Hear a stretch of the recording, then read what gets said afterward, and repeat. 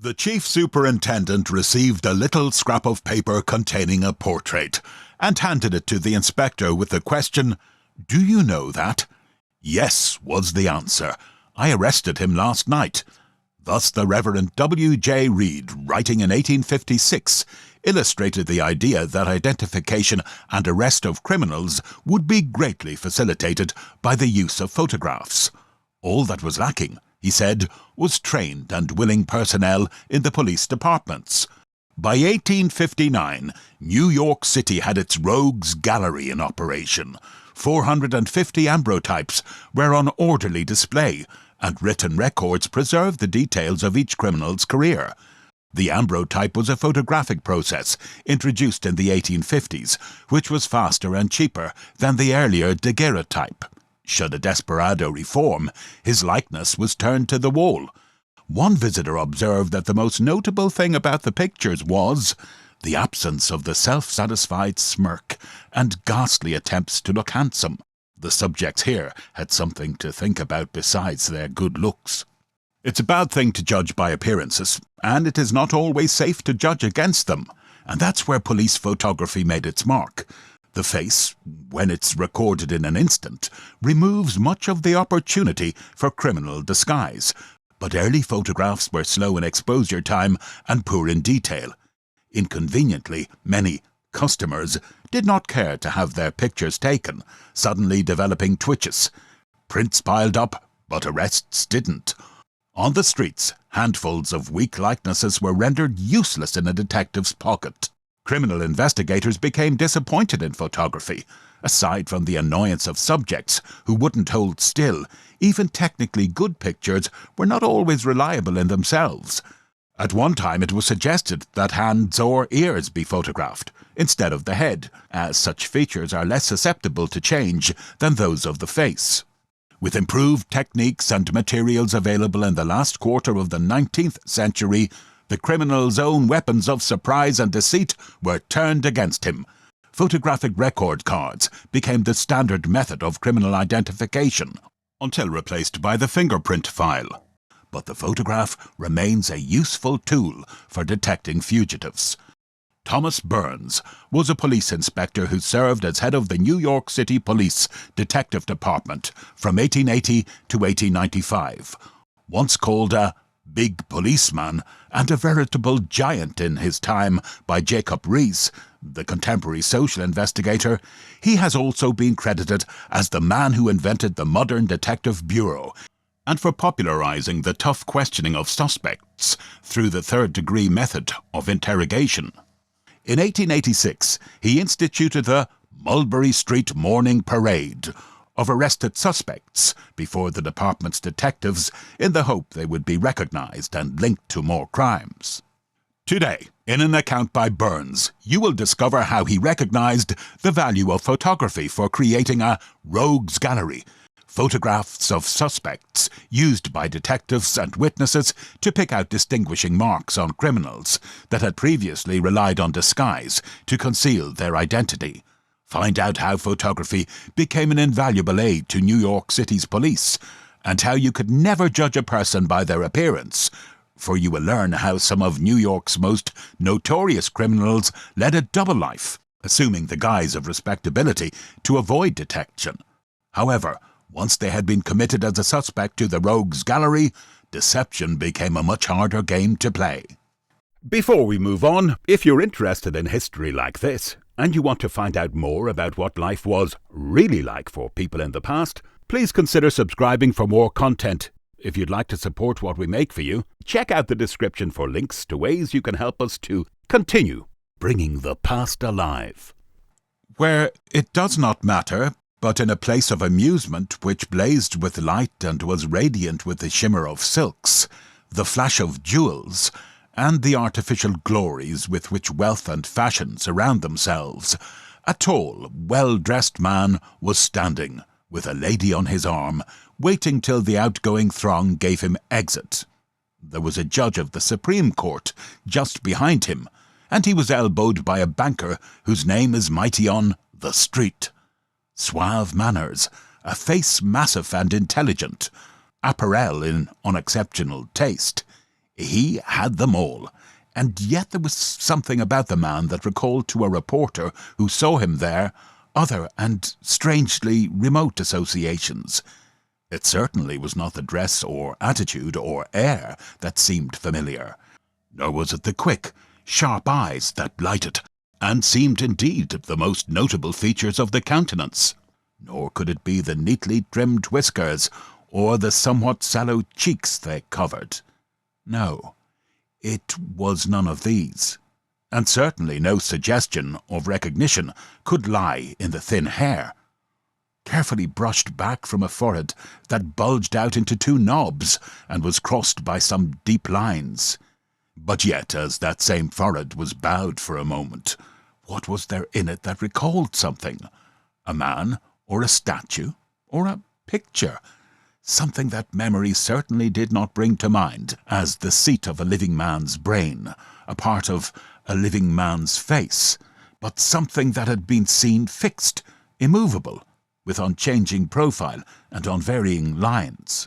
In a moment the head was erect again, the face smiling, and in the change the fancied familiarity melted, but did not die away. It was still there, and for a moment it was intensified as a sudden look of recognition. A look that had a flash of malice in it came into the sharp eyes, but without any salutation being given, they dropped and the face was turned away. This passed almost in the fraction of a second, but the reporter noticed the look and turned to see where it was directed. What he saw quickened his interest. A man was standing near the entrance, watching the very face which had caught his attention, and this man was a Central Office detective. "That man's face seems familiar to me. You know him, do you not?" remarked the reporter, indicating the retreating figure.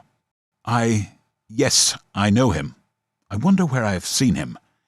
He is seen sometimes about town, but I think I've seen him under some peculiar circumstances." "He has been visible under peculiar circumstances," said the detective. "He is a professional criminal, and was last sentenced for burglary." "A burglar? This prim, genteel, thoughtful-looking personage? He would be a minister or merchant or physician on the first flash to 9 men out of 10. Here, in the flare of the gaslight, in the heart of fashion, with a judge at his back and a millionaire at his elbow. A burglar? Not low-browed, sullen, with stealthy glance and hunted air, not at all as fancy and romance have pictured him, but holding his head as high as the next, and with that, memory, faithful to the impression that bulging forehead and its deep lines had wrought, raked out of the past a wooden frame in a mysterious chamber, and a picture it enclosed of a bowed, distorted face, through whose half-closed eyelids 2 small specks seemed to glare maliciously, and a forehead with 2 knobs and some black lines upon it. That was it. The picture was this man's portrait, and the mysterious chamber where it hung was the Rogues' Gallery. Sitting there the next day, the reporter spoke of the impression made by the picture, and how, amid surroundings so misleading and under appearances so altered, the bowed forehead and its dark lines in the gallery of malefactors had flashed out in the gay and fashionable throng, calling attention to their owner as Cain's mark had done of old. The conversation which ensued is correctly given by the reporter in the following words. "In that," said Inspector Burns, "does the usefulness of the Rogues' Gallery lie. There are people who look at the pictures and say, of what good can these twisted and unnatural faces be? Where their owners met in the streets, their countenances would be composed. They would be altogether free of these distortions, by which they have tried to cheat the purpose of the police in photographing them. No one would know them then. Well, that is all wrong. The very cleverest hands at preparing a false physiognomy for the camera have made their grimaces in vain. The sun has been too quick for them, and has imprisoned the lines of the profile and the features, and caught the expression before it could be disguised. There is not a portrait here, but has some marked characteristic by which you can identify the man who sat for it. That is what is to be studied in the Rogues' Gallery. Detail. A general idea of the looks of a person derived from one of these pictures may be very misleading. The person himself will try to make it so by altering his appearance. He can grow or shave off a beard or moustache. He can change the colour of either. He may become full-faced or lantern-jawed in time. But the skilled detective knows all this and looks for distinguishing marks peculiar to his subject. You understand me? It was a forehead drew your attention. The lines of the forehead would probably be a detective's study in that burglar's case. It did not matter much what disguise he assumed. That feature would remain a telltale. Have detectives frequently succeeded in singling out by their portraits men who have tried to deceive the camera? Quite frequently. The very men who have gone to the most trouble to make their pictures useless have been betrayed by them. Look at Pop Ty over there, with his phiz screwed up like a nutcracker. He thought that he could play the sneak without anyone getting onto him from that likeness. But he made a mistake, like the rest. So did Bill Vosberg, and even Jim Reynolds, who is grinning down from the corner there, with his head away back and his features all distorted, could not get the best of the sun, and the camera caught enough of him to satisfy his victims. Then the pictures must not be considered merely as portraits when a criminal is to be identified by them. In some cases, they are quite different. You see, there is not much of that old dodge of distorting the features attempted nowadays. When we have a man with a strong case against him, he knows that his portrait in some shape or other must be added to the gallery, and he is shown that it is absurd to try and defeat the purposes of justice. That makes him resign to his fate, and all of our recent artistic acquisitions are good ones. A point is made to have the best we can get, for of late photography has been an invaluable aid to the police. In the Federal Service, and in all the big cities, they are following our example. But this is probably the most complete criminal directory in the country. I say in some cases, because there are numbers of instances where a criminal appears in public under circumstances far different from those under which he is brought here. You yourself have seen what a swell cracksman, a burglar or safe-breaker, may look like when he has the means and the taste to dress himself. Well, there are scores of men and women whose appearance in the streets gives no hint to their character. Deception is their business, and they have to study its arts carefully. It is true there are criminals brought here who, even in sitting for a photograph in the rogues' gallery, show a weakness to appear to advantage. I have seen women especially whose vanity cropped out the moment the muzzle of the camera was turned on them. But that is infrequent, and you must look for the faces you see here in other shapes and with other accompaniments when you catch sight of them in public. Do the general run of offenders then put on style? They all have their weaknesses. Of course, the lower class of them spend their money in the way their instincts dictate. Some are slovenly hulks of fellows who pride themselves on shabbiness. To some, shabbiness is a part of their business. Then there are others of the flashy order who run into extremes in dress and copy the gamblers and variety theatre performers in their attire. But there are many, and they are of the higher and more dangerous order of criminals, who carry no suggestion of their calling about with them. Here is where the public err. Their idea of burglars and all that have been gathered from books, and they look for Bill Sykes and Flash Toby Crackit, whereas the most modest and most gentlemanly people they meet may be the representatives of their very characters. Remember that nearly all the great criminals of the country are men who lead double lives. Strange as it may appear, it is the fact that some of the most unscrupulous rascals who ever cracked a safe or turned out a counterfeit were, at home, model husbands and fathers. In a great many cases, wives have aided their guilty partners in their villainy, and the children, too, have taken a hand in it. But in as many, all suggestion of the criminal's calling was left outside the front door. There was George Engels, the forger. His family lived quietly and respectably, mingled with the best of people, and were liked by all they met. George Leonidas Leslie, alias Howard, who was found dead near Yonkers, probably made away with by his pals, was a fine-looking man, with cultured tastes and refined manners. Billy Porter and Johnny Irving were not so spruce, but they would pass for artisans, and Irving is said, in all his villainy, to have well provided for his old mother and his sisters. Johnny the Greek paid for his little girl's tuition at a convent in Canada, and had them brought up as ladies, without ever a suspicion of their father's business reaching them. I know this same thing to be done by some of the hardest cases we have to contend with. One of the most noted pickpockets in the country had children whose dress and manners won them general admiration. There is nothing to mark people of that stamp as a class. Is physiognomy any guide? A very poor one. Judge for yourself. Look through the pictures in the rogues gallery and see how many rascals you find there who resemble the best people in the country. Why, you can find some of them, I dare say, sufficiently like personal acquaintances to admit of mistaking one for the other. By the by, there is no uncommon occurrence, and the more you consider it, the more readily you will come to appreciate how easy it is for a detective to pick up the wrong man. Time and again I have seen victims of thieves, when called upon in court to identify a prisoner seated among a number of onlookers, pick out his captors, or a court clerk, or a reporter as the offender. Is it usual for criminals to be so trim? No, not many of them.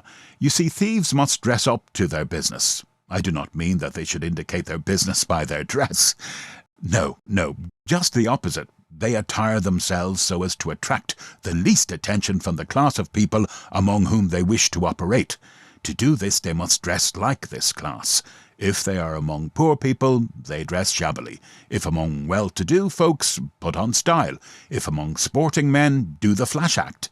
It is a great thing to escape notice, and some men have a good deal of trouble to do it. There is Wes Allen. The scar on his cheek and the missing eye would mark him anywhere, but he manages to be so sober in his dress that no one notices him. Deafy Price, a railroad pickpocket, is a capital fellow for gaining confidence and leaving scant recollection of his dress and features. Kehoe, the mourner, and his wife had faces thoroughly adapted for their business, which was to pick pockets at wakes and funerals. They were the most solemn-looking pair you ever saw.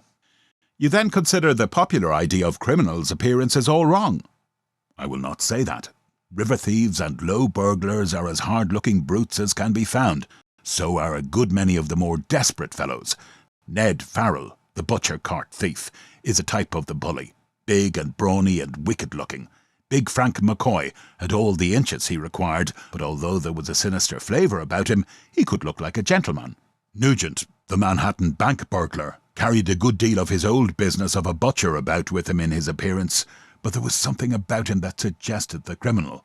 There are numbers of the confidence men, too, who, in spite of their gentlemanly dress and conversational powers, look the very incarnation of sharpers, a conman often associated with gambling. In fact, it is a bad thing to judge by appearances, and it is not always safe to judge against them. Experience of men is always needed to place them right.